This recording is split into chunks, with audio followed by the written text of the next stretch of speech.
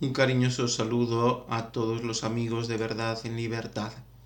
En nuestra explicación sobre la oración hemos hablado de la oración mental, y para explicar cómo se da el crecimiento en la oración a través sobre todo de esta oración de meditación, usaremos una imagen diáfana de Santa Teresa de Jesús, la mística española del siglo XVI. Ella compara la gracia recibida en la oración con el agua, que es una imagen pues, que usa Jesús, que está muy presente en el Evangelio y que claramente nos recuerda el agua del bautismo, que nos santifica, que nos hace entrar en ese misterio de la vida divina. El don divino que nos santifica, la gracia santificante, nos viene especialmente a través de los sacramentos, de la oración y de las buenas obras. La meditación sería un modo de regar con esta agua viva nuestra alma para que produzca el fruto que tiene que producir como tierra buena. La santa dice que un agricultor que quiere cultivar su tierra tiene varios modos de regar, porque sabemos que sin agua no puede producir fruto la tierra. Desde el método más fatigoso, más difícil, más pesado, hasta el más sencillo, ¿no?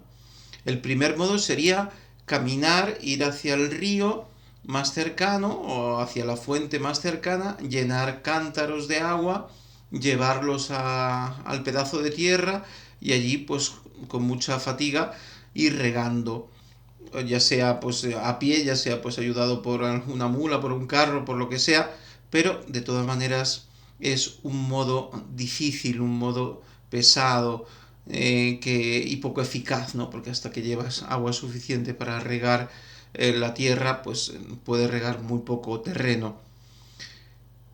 Hay otro modo que sería, pues, extraer el agua del río y llevarla, canalizarla por medio de canales o de acequias hasta la tierra que quiero cultivar, ¿no? Y extraerla del río pues por medio de una noria, por ejemplo, ¿no?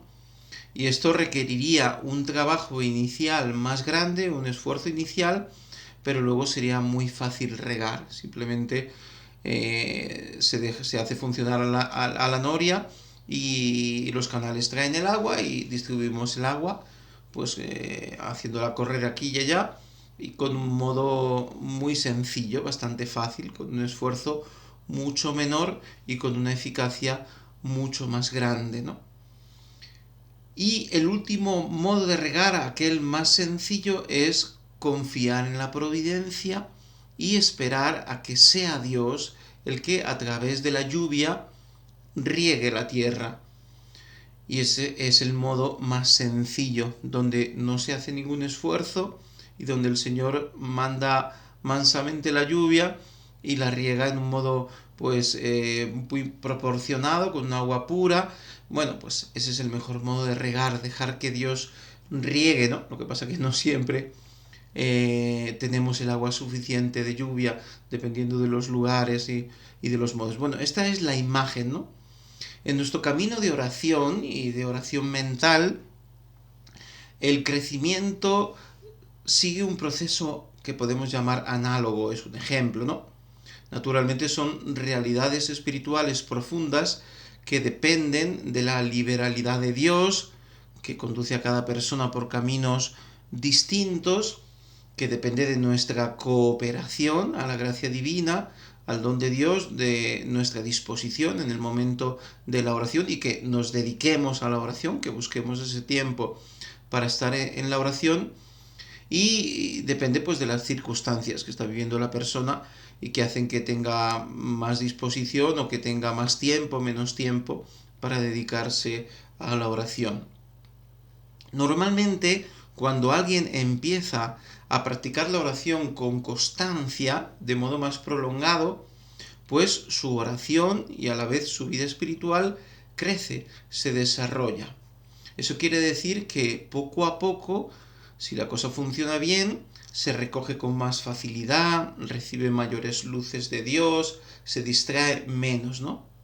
Pero ese afianzamiento en el camino de la oración requiere un esfuerzo grande al principio, un esfuerzo arduo.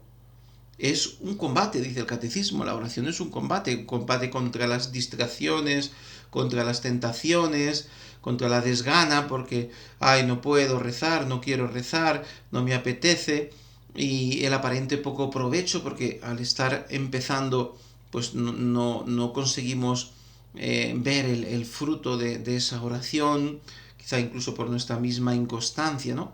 Dios actúa siempre, pero no siempre se percibe su presencia, su amor, sus inspiraciones. Podríamos decir que aparentemente nosotros hacemos un gran esfuerzo, pero todavía no percibimos los frutos en nuestra vida espiritual.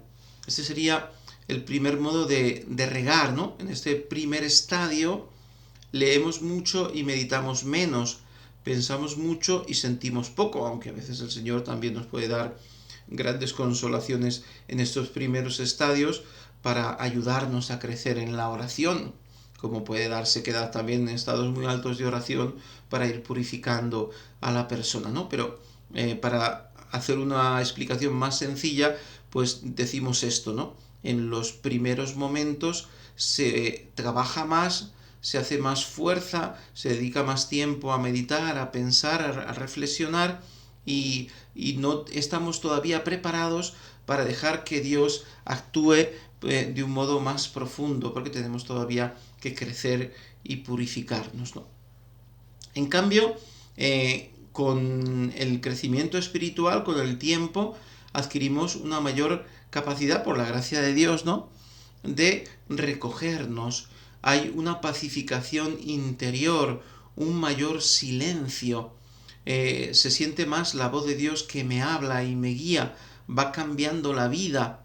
Pareciera entonces que Dios hace mucho, ¿no?, que en mi oración tiene un mayor protagonismo Dios y yo hago muy poco. Claramente siempre es Dios el que hace más, porque la oración tiene frutos si Dios actúa. Si no le dejamos actuar, no tiene fruto. Pero en nuestro crecimiento parece que al principio hacemos mucho esfuerzo, nosotros hacemos mucho y Dios hace poco porque no estamos preparados, y poco a poco nosotros hacemos menos esfuerzo porque ya el agua llega por los canales más fácilmente y ya Dios hace mucho más, ¿no? Nuestra oración se hace con una mayor quietud.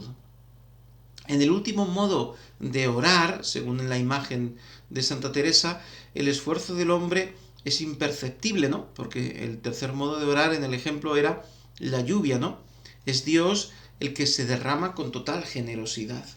Es lo que la Santa Doctora llama la contemplación, la oración de contemplación, donde nosotros nos ponemos en oración fácilmente, abrimos el corazón y Dios hace lo demás. Se nos comunica suavemente, prácticamente sin esfuerzo. En este sentido se puede decir que la oración mental del principiante es más activa y la del que va aprovechando se hace más pasiva. Cada vez nosotros hacemos menos esfuerzo, tenemos que pensar menos, porque fácilmente pequeños pensamientos, emociones interiores, sentimientos se convierten en una contemplación de Dios, en un dejarse llenar por Él, en una oración más profunda donde es Dios el que nos guía. Todos estamos llamados, cada uno según su estado, a profundizar en nuestra oración de meditación, en nuestra oración mental, para que así dejemos que el Espíritu Santo nos vaya moldeando, nos transforme, nos guíe, nos santifique. Hasta la próxima vez.